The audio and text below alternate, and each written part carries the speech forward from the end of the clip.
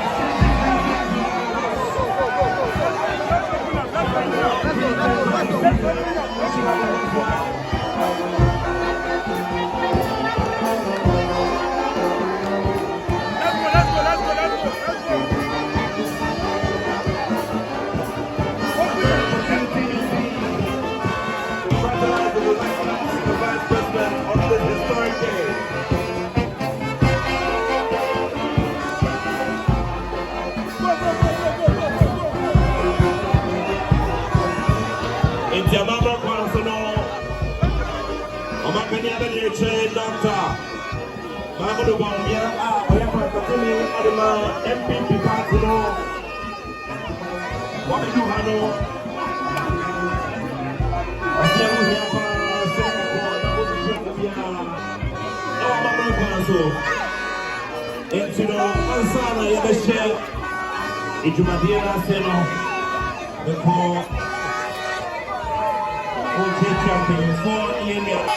Good friends and loved ones from the Delta constituency, good friends and loved ones from the Npp constituency, good friends and loved ones from all the surrounding constituencies, good people of Ghana, ladies and gentlemen. It gives me great pleasure.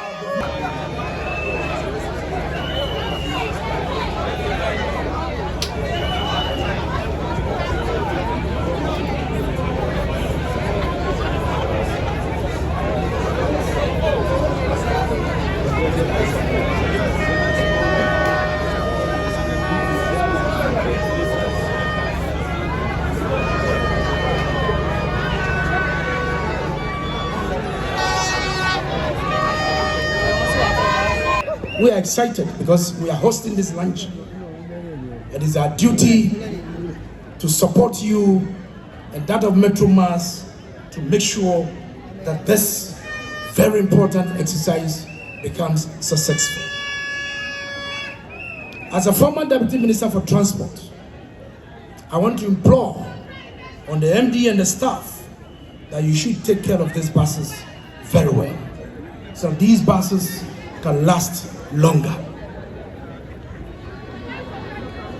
Without wasting much time, on behalf of the chiefs and people of Greater Accra, we want to welcome you, Your Excellency, and everybody here to this very important launching of this electric bus transport.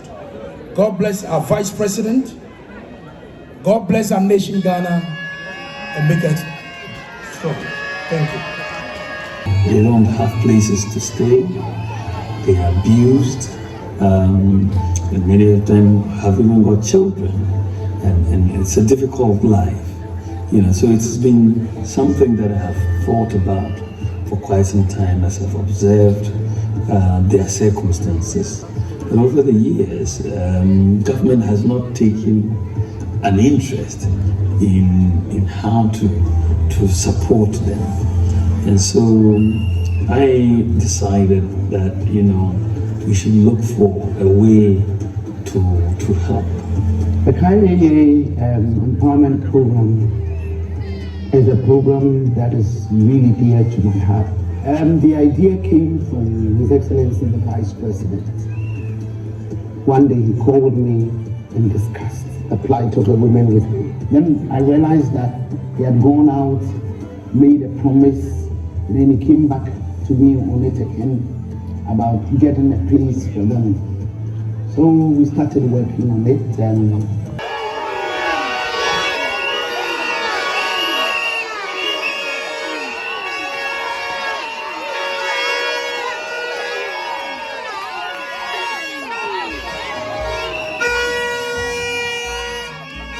today we are making history with the commissioning of these electric buses. It represents a visionary shift in how we approach public transport. Today we are making a definitive step towards revolutionizing the transport sector with sustainability and innovation at its core. Today we are setting the stage for a future and aligning our interventions with global best practices. The use of fossil fuel-powered vehicles, its impact on climate change and air pollution are no longer distant threats, but urgent realities that demand immediate action. Distinguished ladies and gentlemen, the economic benefits of using electric buses cannot be overemphasized. Electric buses, as we know, offer lower operating and maintenance costs compared to conventional diesel buses. The use of the electric bus will therefore translate into more efficient use of resources and cut operational costs by about 50% to the benefit of passengers. Metro Mass will be better positioned to enhance services, lower transport fares, and invest in fleet renewal and expansion efforts.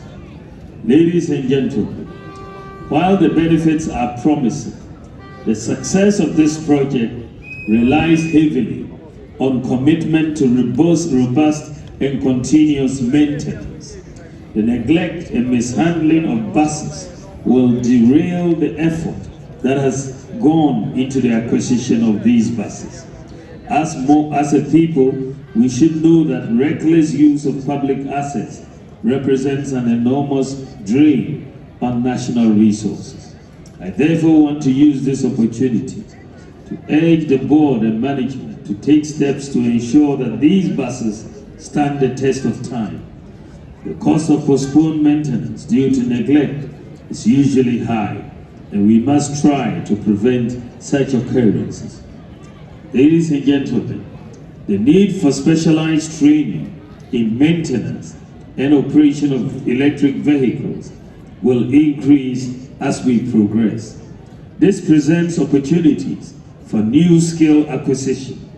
Government will therefore partner with educational institutions, in particular TVET, to train the needed workforce for this particular infrastructure existed to to implement government policy to make transport services accessible and affordable to all.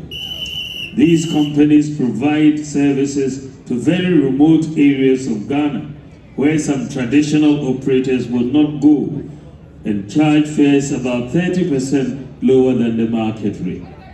Unfortunately, over the years, the growth of these companies has been heavily impacted by high operational costs, particularly the cost of diesel, revenue leakages, and the maintenance of their fleet of buses. In addressing these operational challenges, government took steps to ensure that these companies evolve to meet new challenges. Among the measures that have been introduced to improve public transport services included the following. We supplied 200 intercity buses to augment and expand the existing operations. We supplied 100 buses for the Intercity STC Coaches Limited, and deployment of an electronic ticketing system, the Tap and Go system, to address revenue leakage and modernize bus services. We also enhanced the enhancement of the mandate of the National Road Safety Authority as the regulator of road safety rules, procedures, standards, and guidelines. The launch of the Transport Ghana project by the National Road Safety Authority for regulatory compliance. The Transport Ghana project is an IT-based solution for pre-departure checks, passenger manifest ticketing, vehicle tracking, and driver training.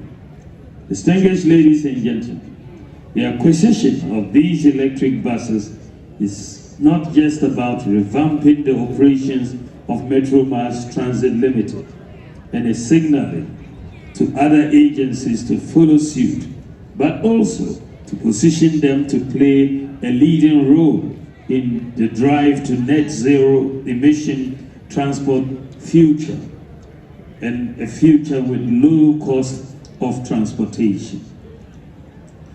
When you think about it, any time fuel prices internationally go up, then you see it translating immediately into domestic increase in fuel prices, then into increase in transportation fares according to the existing formula.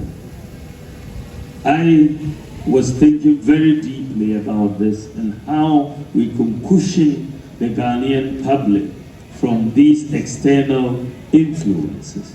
But I came to the conclusion that going towards electric vehicles in public transport was the surest way to protect ourselves from the external influences of the rise in diesel and other petroleum prices that affect the cost of transportation in Ghana.